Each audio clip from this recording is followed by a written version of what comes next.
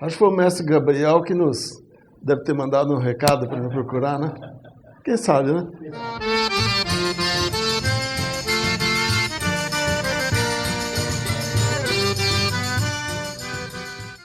Em 68, me lembro que nós viajávamos para o Brasil inteiro, o jornal tinha dinheiro, estava numa situação econômica excelente, tinha 200, 300 páginas aos domingos. Vocês se lembram disso, né? Era um negócio desse tamanho. Era o New York Times brasileiro.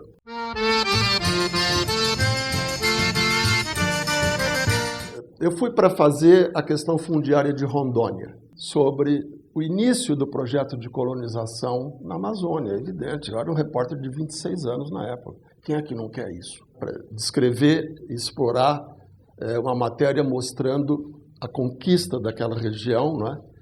Mas com as antenas ligadas, descobria outros temas interessantes, né? Aí eu comecei a conhecer aquela região de Rondônia e eu fiquei realmente estarrecido. O território era território ainda, havia sido território de Guaporé, depois virou território de Rondônia em função do Marechal Rondon, né? Eu fiquei num hotel em Porto Velho, havia vários aventureiros de Rio, São Paulo, gente rica que ia lá comprar terras, tentar investir, né? Aí eu estava no restaurante do hotel uma vez, e aí um deles me disse, estão chegando as meninas que nós mandamos trazer de avião do interior de Rondônia. Eram meninas de 12, 13 anos.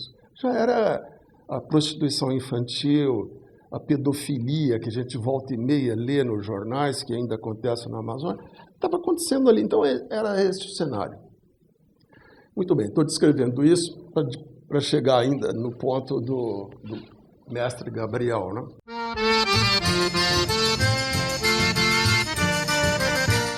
Então, dentre as coisas que eu ouvia, né, todo esse caleidoscópio de assuntos jornalísticos que eu via, em determinado momento alguém me contou que havia na floresta dois vegetais, o asca e o maíri, que as pessoas tomavam e que tinham visões. Achei aquilo interessante, né? E aí me disseram que em Porto Velho havia um grupo de pessoas que se organizava para fazer aquilo, né? E havia uma pessoa chamada José Gabriel da Costa, se não me engano, o nome dessa pessoa, né? E eu tomei um táxi em Porto Velho e fui a essa periferia de Porto Velho. Fui muito bem recebido. Era uma família, gente muito pobre, muito simples, né? Que me descreveram como era. Me lembro que havia uma cerimônia, eles tinham era uma casa de caboclos mesmo, né? Eram pessoas muito seguras e muito tranquilas. Senhor Gabriel, né, me contou a história que eu acabei publicando no Jornal do Estado de São Paulo, né? Então me surpreendeu que era uma coisa simples, de pessoas simples, de pessoa comum, né? O que eu notei é que eles gostavam de se vestir bem arrumadinho. Falava com você de igual para igual. E não tinha nenhuma inibição em falar daquilo que eles viam. Nem perguntou meu nome, nem de onde era, nem o que ia fazer. E nem pediu telefone, nem endereço, nem que saber. Ele falou tudo o que ele pensa, ele falou. Ele me respondeu e falava para quem quisesse ouvir. E não sentou para dar uma entrevista, ficava falando, conversando. De modo que uma pessoa absolutamente com autoestima bem estabelecida e falando com muita segurança. Ele era muito claro e muito articulado. Falava as coisas com clareza. Não tinha nenhuma timidez e ele era um caboclo, mas um caboclo que sabia o que queria. Era uma pessoa bem-humorada, era um sujeito simples, que falava as coisas diretamente para você. E falava as coisas com aquela percepção da pessoa simples, mas inteligente. Não era um messias falando coisas que você não entendia. Falava as coisas da vida, do dia a dia mesmo. Ele era um homem com os pés no chão. Não era um pastor com a pompa. Pelo menos não. Ele não era realmente isso, pelo que eu conheci, né? Era uma pessoa com muita simplicidade. Ele não vivia daquilo. Ele era dono de um caminhão e ele fazia transporte de mercadoria da estrada de ferro Madeira Mamoré, levava e trazia e distribuía na cidade, né?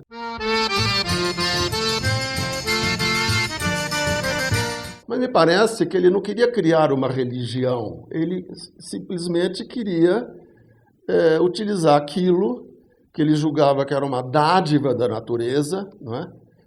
Para coisas que fizessem o ser humano crescer, não simplesmente para se divertir. Ele não era um carola, nem era um moralista, não era nada disso. Ele só teve essa visão, né? Mas aquilo era usado, como me disse o mestre Gabriel, e foi o que me chamou a atenção, para recreação. E ele achou que não era correto aquilo.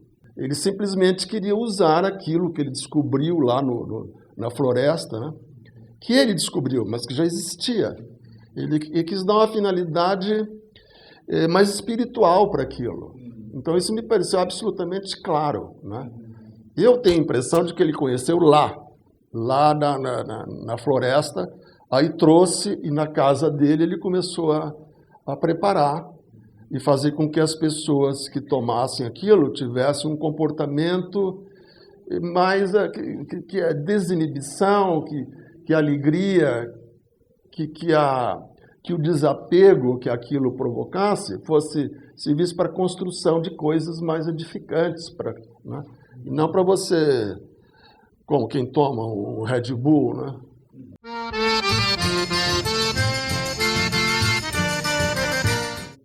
Era muito tranquilo, as crianças ficavam brincando ali, era tudo muito simples, você ficava andando, vendo as coisas, falando com quem você quisesse.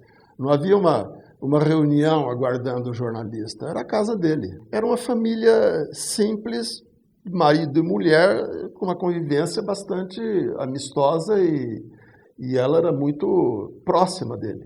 Ela deveria chamá-lo de mestre quando ele estava numa circunstância em que ele era o mestre daquela cerimônia, ou daquele tipo de trabalho que estava sendo feito. Imagino que no dia a dia da casa, devia chamar de Gabriel e mandá-lo lavar os pratos ou fazer as coisas, né? Pelo menos eu senti que era uma família simples, mas uma família em que a mulher era forte.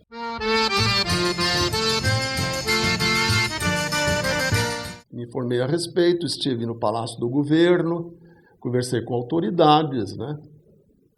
E, obviamente, havia opiniões conflitantes a respeito dessas coisas, porque parece que a questão espiritual só pode ser tratada por uma igreja oficial, né?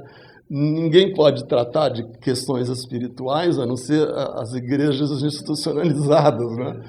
Então, eu recolhia também essas opiniões. Então, não era uma matéria a favor da União do Vegetal que eu conheci lá. Na verdade, o que ele me disse que tinha organizado um grupo chamado União do Vegetal. Mas vocês vejam que era tão simples a coisa que até o nome do grupo que ele criou não era um nome marqueteiro, né?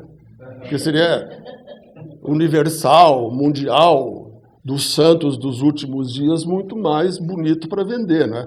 União do Vegetal é uma coisa da maior simplicidade, né? E agora, obviamente, que o Jornal Estado de São Paulo era um jornal conservador, mas não me pediu para escrever nem contra nem a favor, né? Simplesmente eu digo, eu tenho uma história bastante interessante, eles simplesmente me deram a última página do jornal, que era uma página nobre, né?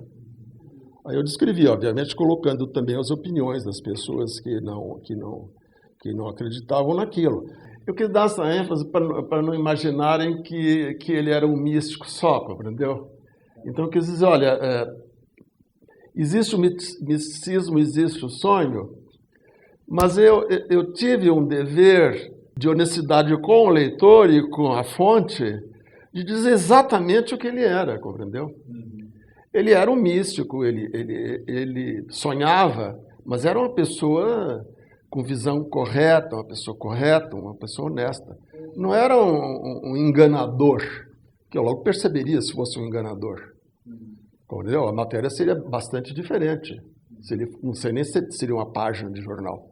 Relendo a matéria, eu observei e eu voltando quase 50 anos atrás, eu percebo a preocupação do repórter.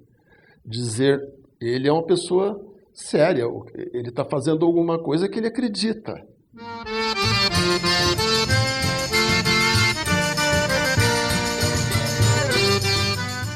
Acho que ele está dizendo assim, ele me chamou aqui para dizer, olha, eu não sou místico nem sonho, viu?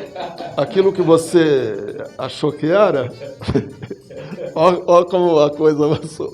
Eu que agradeço muito, viu, essa possibilidade de falar de uma coisa que realmente me chamou a atenção. Ele era um homem bom.